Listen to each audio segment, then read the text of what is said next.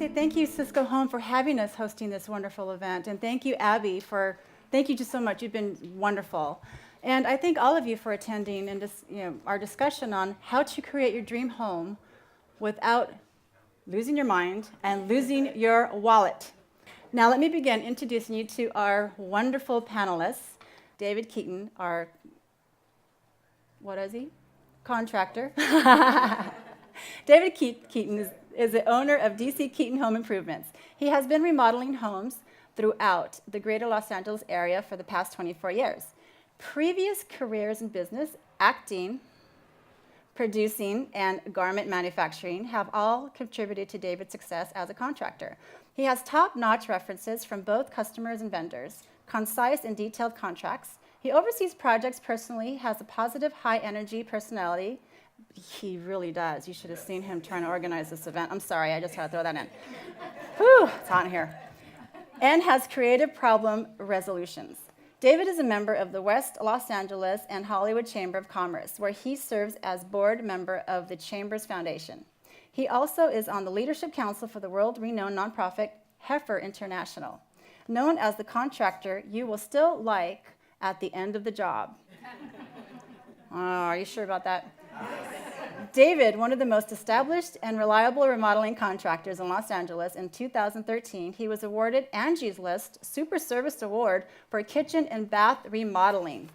And there you have it. There's our, yeah, and there you have it. So what we have is we have group questions for our panelists. Share with the audience one or two crucial things they should do to ensure a successful remodeling and furnishing project. Okay, first of all, don't hire an unlicensed contractor. Number two, don't hire a contractor without first shopping around. Number three, don't act as your own contractor. This is like a doctor operating on himself. Okay? Yeah. And when requesting bids, provide all contractors with the same set of accurate plans or drawings. So it's apples to apples, not apples to oranges when you're comparing pricing. And make sure that everything you and your contractor have agreed to is included in your contract, and don't sign anything unless you understand it completely and thoroughly and agree with it as well. Well, great. Thank you very much. So we're going to have question number 2.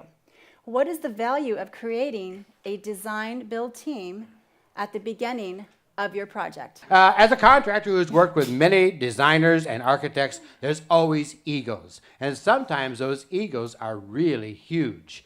And not only the designers, architects, and the feng shui, but the homeowners' egos, and of course, mine as well. You need to get past the egos and work with those that you can trust and respect. And of course, this is a two-way street as well. The designers, the architects, the feng shui, and the contractors must respect the client's wishes.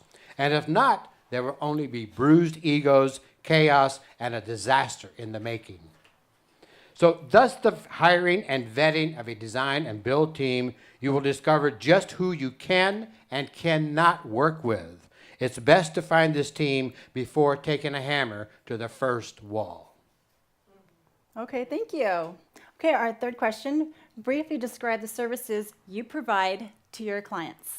When I started my company 24 years ago, I never wanted jack of all trades. I wanted specialists in each area. So what I'm bringing to your house is an experienced, licensed, and bonded carpenter, an experienced, licensed, and bonded plumber, a licensed, experienced, and bonded electrician, a licensed, experienced, and bonded roofer, a licensed, experienced, and bonded hardwood floor person, and on and on. It took me a number of years to put together the right team, and because I do have the right people for the job, one can rest assured that the project will be done correctly, on time, and within budget. This is the beauty of hiring a licensed general contractor. He has the right people, he oversees the production and the quality control. Plus, you only have to deal with one person, not 6 or 7 tradesmen. Please know that contractors, what we do is we take our bids from our individual subs, put them all together, and we add 20% on top of that. That 20% that you're paying is for me knowing the right people, for overseeing the job, so that you can go and make some money at your job and not worry about what's going on in your house, so that you can pay me and I can pay them and they can feed their families and so on. It's the American economy, right? So, but that's what you're paying a contractor for. That's why I say don't act as your own contractor. The last thing you want to do is come home and find that the tile that was supposed to go in the master is now in the guest bathroom. All right? Thank you. That's great. Thank you so much. Okay, our last question before we get into the next individual questions. What advice would you give the audience about choosing someone in your field? I can't say this any more strongly. Listen to your intuition. Wow. Listen to your heart. Listen to your soul. You will know who the right person is. The right contractor, the right architect, the right designer, the right feng shui person.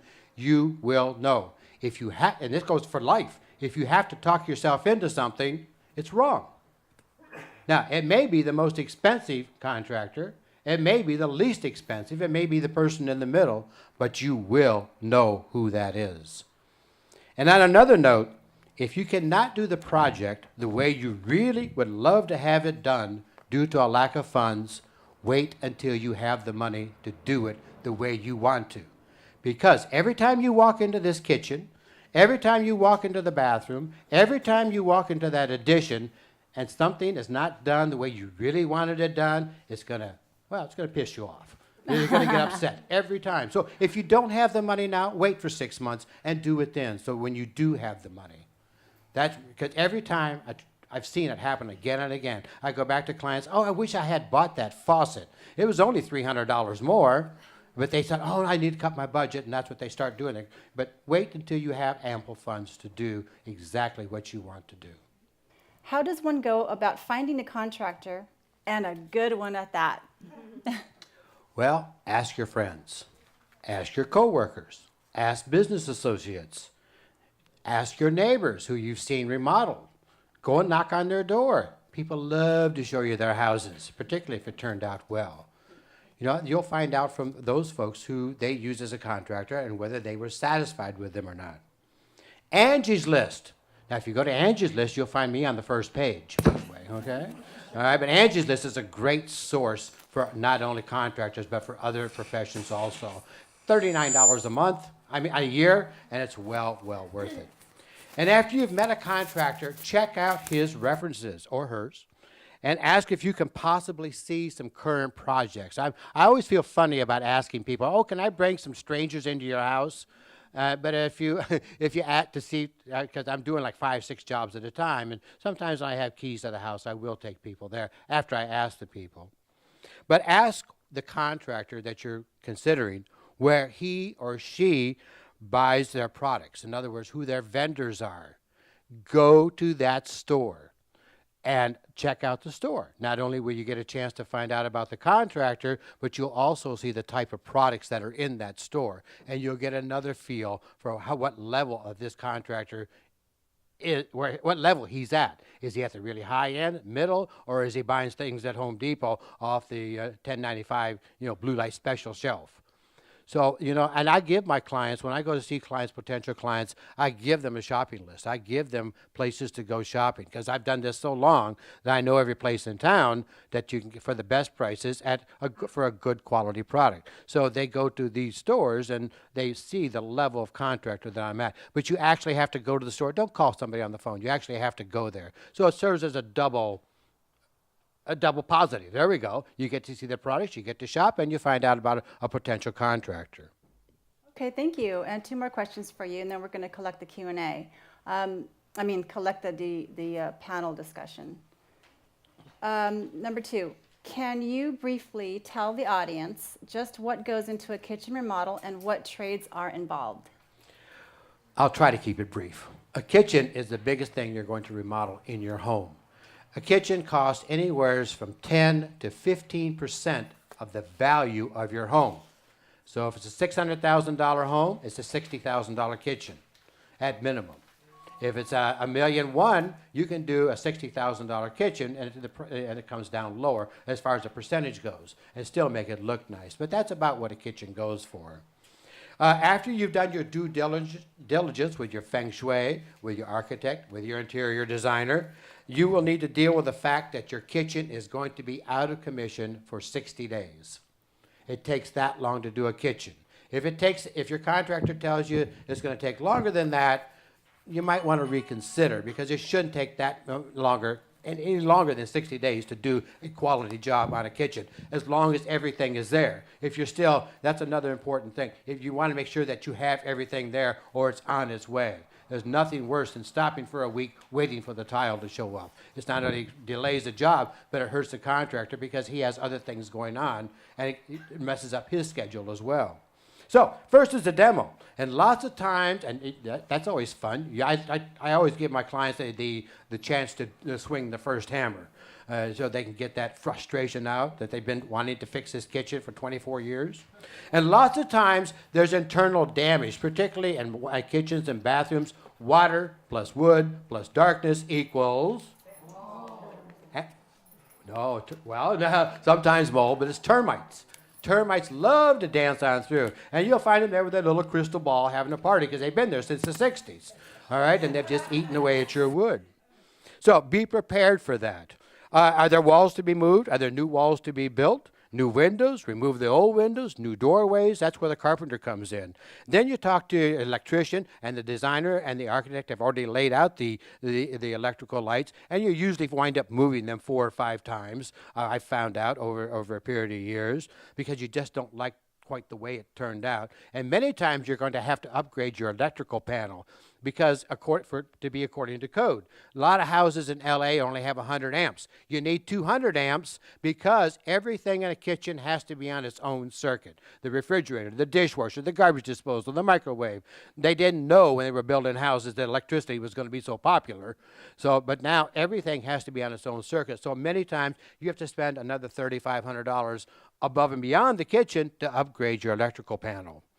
And where to put the lights, we talked about that. Then comes the plumber. Do you have galvanized pipes?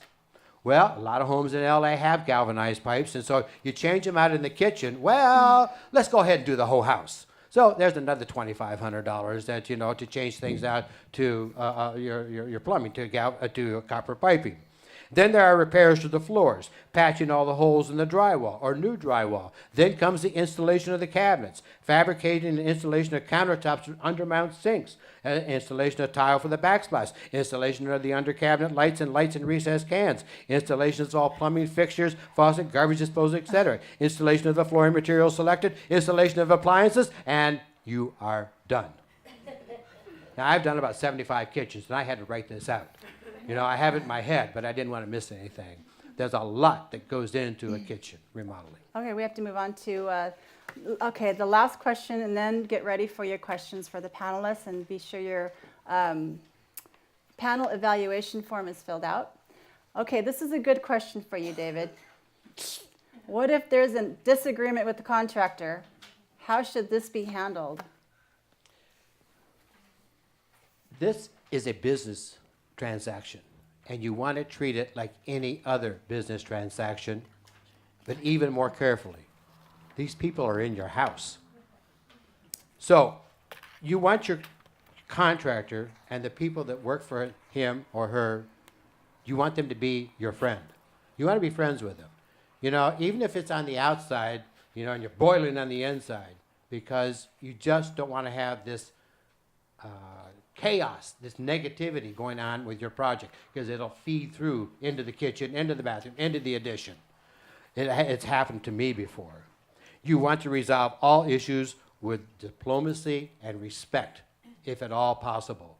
If you think you can go to the contractor's board and get things straightened out, good luck, that's a year. And in the meantime, you're sitting without a kitchen. So you need to be able to compromise. Please, please, please, do not be like the Democrats and Republicans. Compromise. Thank you. Great, thank you. Does the architect pull the permits or the contractor? Question for Richard. The architect basically gets everything ready to pull a permit. The architect cannot pull a permit. Either the owner or a contractor has to pull the permit, but we get it all ready to pull, everything, all the corrections done, and and then the contractor or the owner pulls the permit. Great, thank you. Let me add into that. There's a reason for that because he's the one that drew the plans. He's the one that had the engineering. I don't know engineering. I know how to make it happen, but I don't know all the ins and outs of it. So once he answers all the building and safety questions with the people downtown or LA County, then I can go there and pull the permits. It's called ready to issue permits. That's what he does. He gets it to that point. And then as a contractor, I pull the permits. Okay, thank you. Yeah, plan check, yes. But he carries it all the way through the plan check. I go there and write him a check. Question is, there's a lot of questions regarding the budget. So how do you establish that?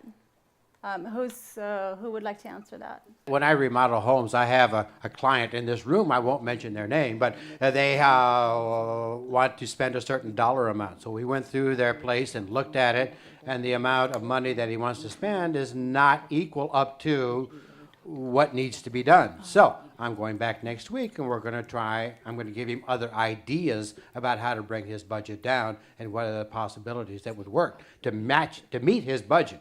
Hopefully we get to that point. So it's a matter of compromise. In the go-go days, back about 6-7 years ago, if you did a kitchen and for every dollar you spent, if you sold it the next day after you finished, you got $1.20. Today, you're lucky if you get that dollar. So you want to be careful about what you spend. Now, if you only live there for a year or so, I do something called a fluff and puff. I know how to fluff and puff kitchens and fluff and puff bathrooms to save you money, but yet give you a nice product that looks really, really good. So that's my fluff and puff special. It's the blue light special, table 9. Well, what I want to say is thank you everybody again for coming and how to create your dream home from those special professionals, and thank you to the panelists and Cisco for hosting this event. And we're going to, and David Keeton, thank you, it was your idea.